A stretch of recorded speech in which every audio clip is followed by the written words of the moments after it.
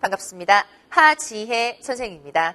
자, 수능인문 오독비법 강의의 OT를 시작하도록 하겠습니다. 제목이 좀 특이하죠? 오독비법이라고 합니다. 숫자 5는요, 5가지라는 뜻이고요. 5가지로 읽을 독자죠. 그래서 읽으면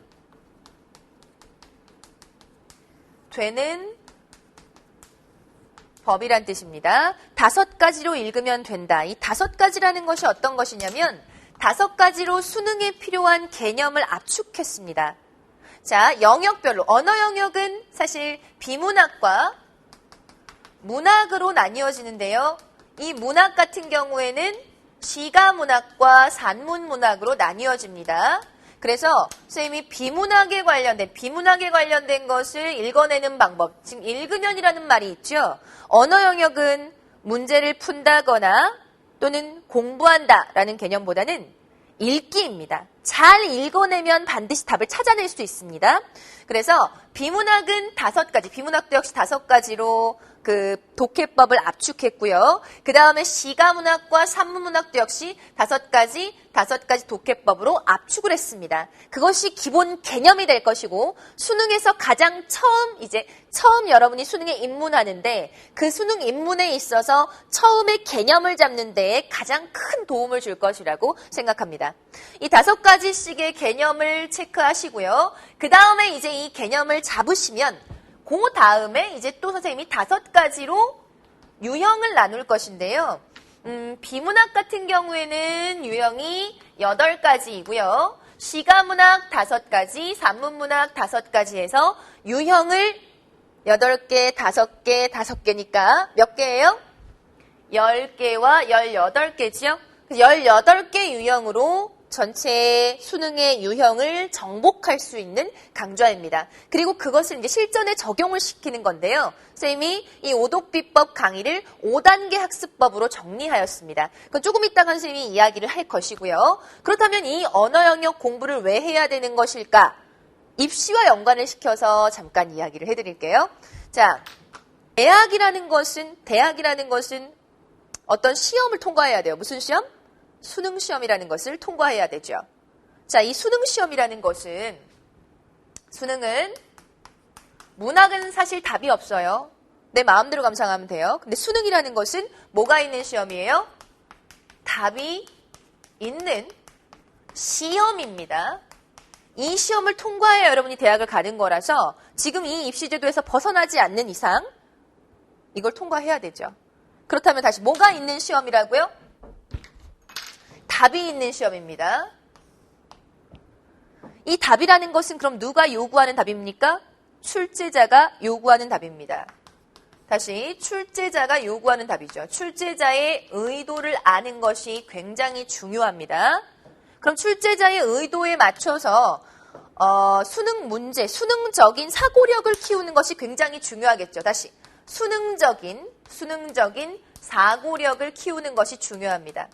그래서 수능에 맞게 공부를 해 나가는 건데요. 그것을 압축하여 놓은 것이 선생님이 오독비법 5가지로 개념을 압축하고 유형을 압축해 놓았습니다. 자, 언어 지문을 한번 볼까요? 언어 지문이 어떤 방식으로 이루어져 있냐면요. 이렇게 지문이 있고요. 그 다음에 뭐 1번 물어보고요. 보기 나오고요. 그 다음 1번, 2번, 3번, 4번, 5번 이렇게 나와 있죠. 그럼 요 용어를 한번 우리가 정리를 한번 해봅시다. 여기 있는 얘를, 길쭉한 얘를 뭐라고 하냐면 지문이라고 할 것입니다. 지문. 그 다음에 1번 하고 나오는 요것이 바로 이제 발문이라고 하죠. 문제, 발문. 얘는 보기라고 할 것이고요. 얘를 선택지라고 할 것입니다.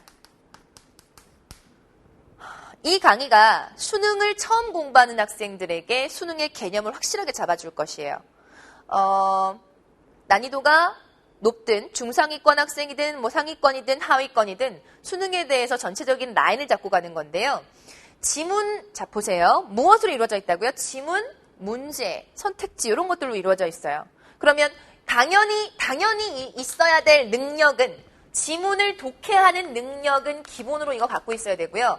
수능 등급으로 봤을 때 5, 6등급 학생들은 이 독해 능력이 현저히 떨어집니다. 그렇기 때문에 여기까지 들어갈 수도 없을 만큼 여기서 걸려버려요. 그래서 요거를 훈련하는 게 굉장히 중요하고요. 그 다음에 이 발문 같은 경우에는, 다시 이 발문 같은 경우에는 유형별로 풀이 방법을, 풀이 비법을 알고 가는 것이 접근법을 알고 간다라고 하죠. 잘 읽어내는 거예요. 문제가 있는데 그 문제를 멀쩡히, 문제가 너무 이렇게 쉬운 문제인데도 문제를 제대로 읽지 못해서 풀지 못하는 경우가 다반사입니다. 이건 수명고 이제 문제를 풀어나가시면서 알게 될 거예요. 아, 내가 이렇게 문제를 성의 없이 읽었었구나. 문제를 똑바로 읽게 되는 거죠. 그러면 언어만 잘하게 되는 것이 아니라 이 언어 영역 하는 거에 그 문제 읽는 게 다 영향을 미쳐서 다른 영역에까지 영향을 미치게 됩니다. 지금 선생님이 제시하는 그 읽기 방법을 통해서 다른 영역에까지 다 영향을 미쳐서 가치 상승 효과를 누리게 될 수 있어요. 자, 보시면 유형, 문제 유형을 잘 보시고 그 문제를 똑바로 읽고 풀이 방법을 익히는 것, 훈련하는 것, 그 다음에 이제 보기를 잘 보는 거죠. 보기는요, 문제가 보기가 낀 문제가 있고 보기가 없는 문제가 있어요. 근데 보기가 들어가면 굉장히 문제가 길어지거든요. 그럼 학생들이 일단 숨이 막혀요. 너무 길어, 문제가. 어려워 하고 겁을 먹는데 그게 아니에요. 보기는 힌트입니다. 다시 보기는 무엇이라고요? 힌트다. 꼭 기억하세요. 보기는 힌트다. 보기는 힌트이기 때문에 얘가 기준으로 잡고 얘가 뭐 문제에서 얘를 기준으로 잡아가지고 풀어라 그러면 얘를 기준이 되는 거예요. 자, 그 다음 선택지. 사실은 얘가 제일 중요합니다. 왜? 답은 어디에 있어요? 여기에 있습니다. 근데 보통의 경우에 공부를 집중하는 것이 여기다 집중을 많이 하죠. 특히 문학 같은 경우에는 뭐 시다 그러면 시 지문을 공부를 주구장창합니다. 뭐 밑줄 긋고 쓰고 뭐 이렇게 하는데 그게 아니에요. 중요한 건 선택지에 있는 말과 여기 있는 이 지문에 있는 내용을 연결시킬 수 있는 능력이 있어야죠. 그래야 답을 골라내지 않겠습니까? 자, 예를 들어서 드러나지 않은 뭐 청자다 이렇게 나왔으면 드러나지 않는다는 말과 청자라는 말 다 압니다. 누가 모르죠? 이거 다 알아요. 그죠?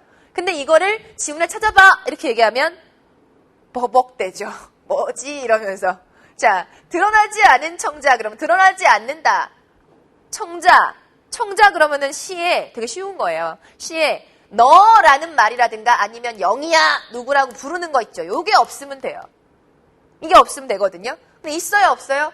있어 없어 하고 물어봐가지고 찾으면 되는 거거든요. 그래서 있으면 여기 드러나 있네요. 없네요. 이렇게 가면 되는 거고 뭐 드러나지 않는 화자다 그러면 나가 없으면 되거든요. 굉장히 쉬운 개념이고 지문에서 쉽게 찾아낼 수 있는 것인데도 여기 말이 어렵게 나왔다고 이 개념을 연결을 못 시키고 있어요. 뭐 통사 구조의 반복이다. 통사 구조의 반복이다. 그러면 선생님 통사 구조의 반복이 뭐예요? 이렇게 물어봅니다.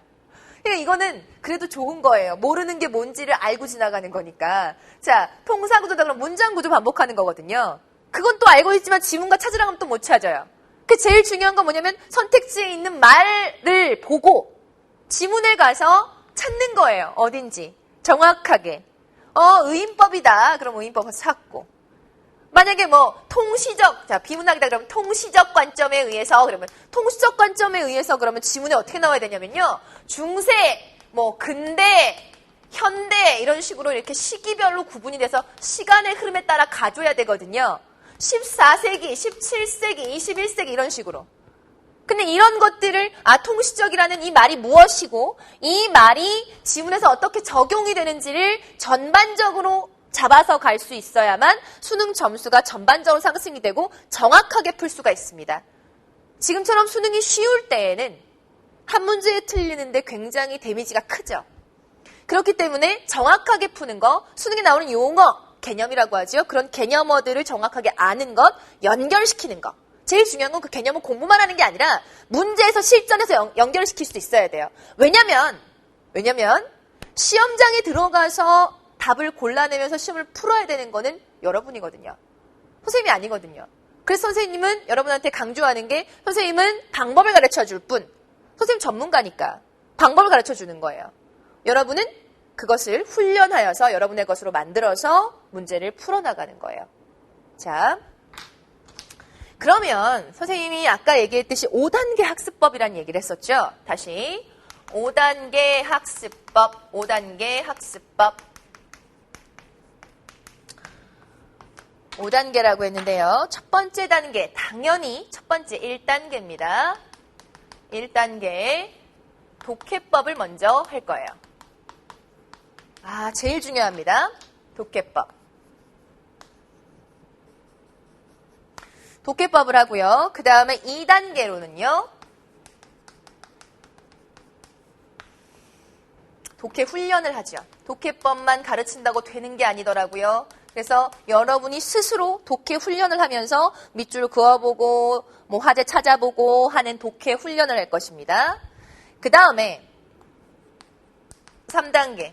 독해 훈련만 하는 것이 아니라 문제를 풀어내는 것도 간단하게 보여줄 거예요. 쉬운 문제들로 이렇게 읽어내는 거구나. 쌤이 지금 독이잖아요. 읽으면 되거든요. 잘 읽어서 풀 수 있게끔 문제를 한번 풀어봅니다. 기본 문제. 그 다음에 이제 본격적인 4단계죠. 본격적인 유형편으로 들어가요. 문제 유형 정복. 이게 제일 중요합니다. 선생님 강의에서 가장 핵심이 되는 것이 바로 요 1단계 독해법. 이걸 적용시키는 바로 4단계 유형 정복입니다. 요걸 거쳐서 이제 여기로 가는 거죠. 그 다음에 이제 마지막 5단계 이 유형이 다 끝나면 이제 실전 문제 풀이를 통해서 전체적으로 적용을 시켜보면서 마무리를 할 거예요. 자, 5단계 학습법 이렇게 되고요. 그럼 이제 각 영역별로 독해법 이건 쌤이 1강에서 할 것이고요. 1강에서 할 것이고 그 다음에 유형은 간단하게 좀 알려드릴게요. 어떤 유형들을 다루는가. 자, 독해법은 각 영역별로 비문학이다. 그러면 5개로 이렇게 1번부터 5번까지 접속어를 보는 방법이라든가 구조 독해를 가르칠 거예요. 다시 무슨 독해요? 구조 독해. 글의 구조를 보면서 가는 거. 그 다음 구조 독해뿐만 아니라 문맥 독해라고 하거든요. 글의 문맥을 읽어내는 힘. 이게 제일 중요해요.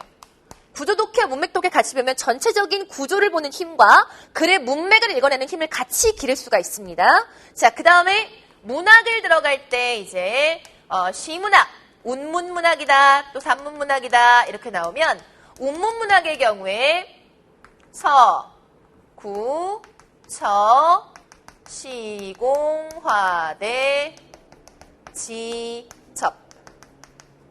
다시 서, 구, 처, 시공, 화대, 지접.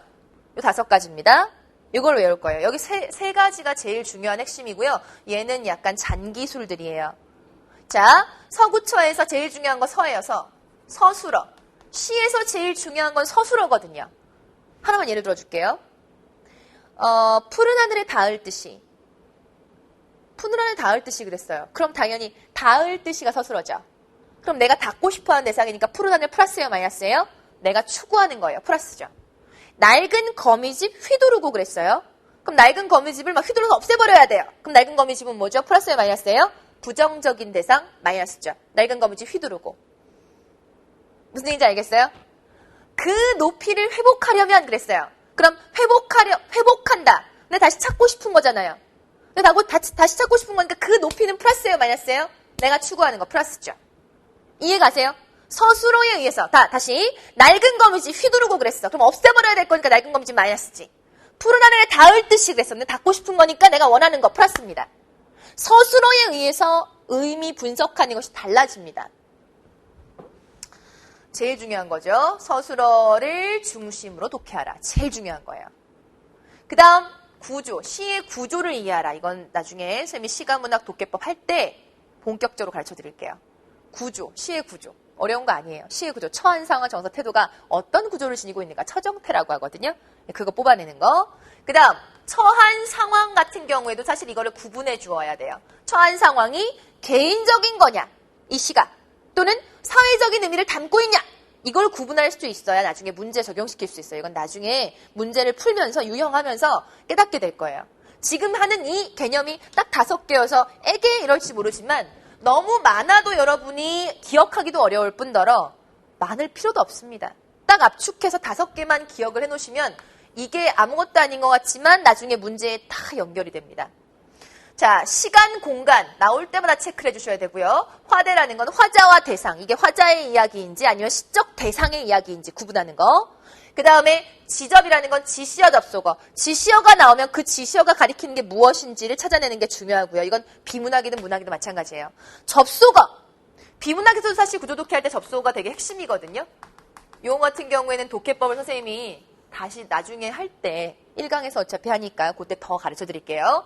접속어 굉장히 중요하거든요. 근데 문학에서 온문도 역시 접속어가 정말 중요해요. 시상 전환 이럴 때 쓰이거든요. 그 다음에 산문이라고 하면 산문은요. 서, 구, 심, 갈, 주 이렇게 됩니다. 서구, 심, 갈, 주. 자, 서라는 것은 서술자의 위치와 서술 방식을 파악하는 거예요. 뭐 너무너무 어려운 말처럼 보이나요? 서술자의 위치다 그러면 나가 나오냐 안 나오냐 한번 보시면 되고요. 서술 방식이다 그러면 큰 따옴표가 많이 쓰였냐 안 쓰였냐를 보시면 돼요. 쉽죠? 말만 어렵지 너무 쉽습니다. 이건 나중에 적용하는 거는 수업을 진행하면서 할 거고요. 자, 구조를 분석해라. 아, 구조? 구조라는 건 어떤 거냐면요. 지문이 이렇게 있으면요. 이것도 되게 쉬운 거예요. 구조 그러면 시간과 공간적 배경 나올 때마다 체크하고 장면을 나눠라라는 거예요. 시간적 배경이 이렇게 나왔어요. 뭐 공간적 배경이 바뀌었어요. 그럼 장면 2개잖아요. 장면 2개에 인물이 뭐 누가 묻던 말을 하고 이렇게 했어요. 아, 그러면 이 장면에서 얘랑 지금 싸우고 있고 갈등 일으키고 있고 이 장면에서 얘랑 이렇게 되고 있구나. 이걸 장면마다 파악을 해주는 거죠. 그 다음 심리. 자, 누구의 심리? 인물의 심리나 가치관 위주로 파악해라. 인물의 심리나 가치관 위주로 파악해라. 그 다음 갈등 및 사건을 파악하라 라는 거. 아, 제일 중요한 게 이거예요. 심리. 인물의 심리. 인물의 심리가 나오잖아요. 그럼 밑줄을 그어서 다 밑줄을 거나요. 그럼 그게 나중에 일치불일치 문제에, 소설에서 일치불일치 문제 많이 나오거든요. 그 일치불일치 문제에 적용이 됩니다. 진짜입니다. 자, 그 다음 갈등 및 사건 정리하시고 그 다음에 이제 마지막에 주제를 뽑아내는 거죠. 이건 선생님이 독해법 들어갈 때 더 자세하게 해드릴게요. 일단 요것만 기억하시고 계세요. 서구처, 시공화대, 지접, 서구, 심갈주. 간단하게 설명했으니까 OT에서 지금 설명했습니다. 자, 이렇게 해가지고 선생님이 지금 5단계 학습법 그리고 이게 독해법이고요. 이거에 따라서 이걸 끝내고 나면 이제 독해 훈련들을 좀 한 다음에 그 다음에 유형으로 들어갑니다. 자, 유형의 경우에 자, 비문학의 경우에는 8개입니다. 8개. 8개. 문학의 경우에 5개, 시문학 5개, 사문문학 5개입니다. 자, 비문학의 경우에 첫 번째, 논지 전개 방식 유형. 논지 전개 방식 유형. 말만 들어도 머리 아픈 학생들이 있을 텐데, 논지 전개 방식 유형이 정복이 안 됐다 그러면 한 3등급 정도 되겠죠? 그죠? 그러니까 지금 봐요. 지문 독해가 안 된 학생들은 5, 6등급 정도일 거예요. 그 다음에 문제 유형까지 정복하잖아요. 그러면 3등급 정도, 3, 4등급 정도가 유형이 정리가 안 돼서 문제를 잘 풀어내지 못하는 그런 경우가 많습니다. 그러니까 그걸 정복하면 거의 대부분 2등급으로 올라가요. 거기까지 되면 2등급에서 1등급 올리는 거는 선택지에 있는 개념과 지문을 연결시키는 거, 그 다음 속도 조절. 이런 것들이 이제 관건이거든요. 그러니까 선택지하고 지문을 연결시키는 걸 정말 열심히 해주셔야 돼요. 그게 이제 마지막 올라가는 단계입니다. 그러니까 그걸 다 전반적으로 잡을 수 있게끔 하는 게 바로 요 강의이고요. 수능 입문 단계니까 첫걸음입니다. 잘 잡으셔가지고 여러분이 수능에서 반드시 승리하시기를 바랍니다. 자, 두 번째는 일치, 불일치 유형입니다. 사실적 사고 유형이라고도 하죠. 세 번째는 구체적 사례 적용 유형이고요. 네 번째가 추론 유형입니다. 다섯 번째가 어휘, 문맥적인 의미 유형이고요. 여섯 번째 도식화 유형. 일곱 번째 그림 그래프 유형. 여덟 번째 화제, 표제, 부제 유형.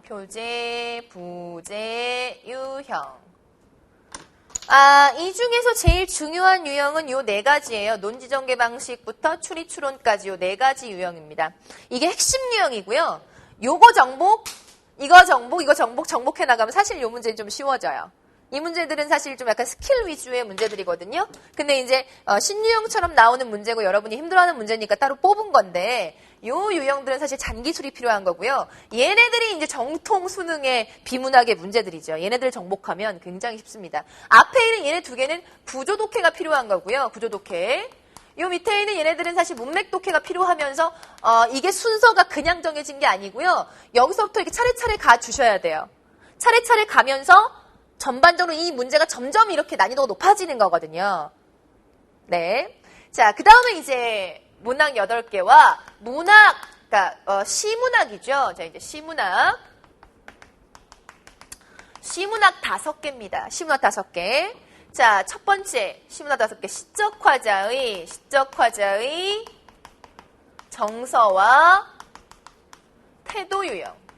뭐 이거는 여러분 익히 들어서 아시고 계시죠? 당연히 늘 출제되는 문제입니다. 공통점, 차이점 문제로도 출제되고 뭐 그냥 단순하게 정서만 물어본다든가 태도만 물어본다든가 이럴 때도 출제가 되고요. 두 번째, 시어의 함축적 이미지 유형. 세 번째, 표현 및 발상 유형. 시어의 함축적 이미지 문제는, 그러니까 여기 나오는 이 3개 유형 있죠. 요거는 무조건 출제됩니다. 이 3개 유형 못 풀면 시문학 못 푼다고 생각하시면 돼요. 근데 이걸 풀면 다 푼다라고 생각하시면 됩니다. 그래서 시적화자의 정서와 태도 유형, 함축적 이미지 유형, 그 다음에 표현 및 발상 유형, 시어의 함축적 이미지 유형. 그 다음에 네 번째가 감상 관점 및 종합적 감상 유형. 5번째가 이제 시적 변용 유형, 바꿔쓰기 해가지고 물어보는 거 있거든요. 네. 이렇게 해가지고 이제 5개 유형이 되고요. 자, 마지막으로 이제 소설문학, 산문문학이죠. 산문문학 5개 유형입니다. 전체 18개입니다. 첫 번째 유형, 당연히 서술방식 유형. 서술자에 관한 겁니다. 두 번째가 이제 인물에 관한 유형이죠. 인물의 심리와 태도에 관련된 유형입니다. 인물의 성격, 심리, 태도. 자, 세 번째가 사건, 구성, 갈등. 자, 문학에서 도식화 유형이 이거예요. 사실은 비문학의 도식화 유형, 여기 선생님이 지금 도식화 유형 6번 유형 있잖아요. 이 유형이 문학에서 온 거예요. 문학에는 이미 이런 사건, 구성, 갈등에 대한 것으로 도식화 유형이 있었어요. 그 다음에 네 번째가 소재나 배경에 관한 유형이고요. 5번째가 바로 이제 뭐냐면 고전산문엔 늘 나오는 게 있어요. 뭘까요? 고전산문에 반드시 출제되는 유형 하나가 있습니다. 한자성어 유형입니다. 한자성어 유형을 선생님 따로 빼서 한자성어 유형을 집어넣고요. 한자성어에 대한 건 선생님이 특별 부록으로 여러분에게 한자성어 주제별로 정리된 것을 다 이렇게 선물로 드릴 거예요. 자, 이렇게 해가지고 산문문학 유형 5개까지 살펴보았고요. 자, 그럼 이렇게 해서 선생님 강의의 구성을 어느 정도 OT에서 지금 이야기를 해드렸습니다. 다시 한번 이야기를 한번 해볼까요? 우리 오독비법이라는 강의의 제목의 의미가 무엇이라고요? 5가지로 읽으면 되는 법입니다. 자, 이 5가지로 뭐라고요? 읽으면 되는 법. 그래서 제일 중요한 것은 독해법이에요. 독해법에 대한 걸 가장 중요하게 선생님이 강의를 할 것입니다. 자, 입시에서 중요한 우리 수시에서 잘못하면 최저등급에 걸려서 떨어질 수도 있습니다. 그렇기 때문에 수능을 반드시 같이 가주셔야 돼요. 내신을 잘한다고 해서 수능을 놔버리면 안 되고요. 같이 가주셔야 되고요. 정시를 위해서라면 당연하고요. 그래서 우리는 수능을 준비하는 게 굉장히 중요한데요. 그렇다면 그 수능을 준비할 때 어떻게 해야 되는가? 감상도 아니요, 감각도 아니기 때문에 논리적으로 답을 찾아내는 훈련. 다시 뭐라고요? 논리적으로 답을 찾아내는 훈련을 해 주어야 한다. 그 답은 무엇이다? 출제자의 의도, 수능적인 사고력을 통해서 찾아낼 수 있는 것이다. 그렇다면 그러한 5단계 학습법, 선생님이 지금 제안하는 5단계 학습법을 통해서 우리가 공부를 해나갈 수가 있는데 첫 번째 독해법, 두 번째 훈련과 문제를 통해서 유형을 정복하고 마지막에 실전 문제 풀이를 통해서 5단계의 학습법을 통해서 들어갈 것입니다. 그 다음에 이제 독해법 간단하게 선생님 말씀드렸고요. 그 다음 유형 8개, 5개, 5개 이렇게 해서 유형 학습을 마친 다음에 실전 문제 풀이를 하고 마칠 거예요. 자, 이렇게 선생님이 지금 오독비법에 관련된 OT를 진행을 하였는데요. 다음 강의 첫 번째 강의죠. 이제 1강에서는 비문학부터 들어갈 거예요. 그래서 가장 모든 것의 기본은요, 비문학 지문을 읽는 것에서부터 시작합니다. 비문학을 잘하잖아요? 그러면 문학도 읽히고요. 소설문학도 읽혀요. 물론 여러분이 문학부터 하면 좀 이렇게 친근한 것부터 시작을 하겠지만 사실은 비문학부터 탄탄하게 기초를 딱 잡고 문학으로 들어가는 것이 훨씬 발전이 빠릅니다. 이건 한번 해보면 아실 거예요. 자, 이렇게 해서 선생님이 여기까지 OT를 마치고요. 다음 강 1강에서 공부를 열심히 하겠다는 마음을 가지고 선생님이랑 함께 만나서 공부를 들어가도록 하겠습니다.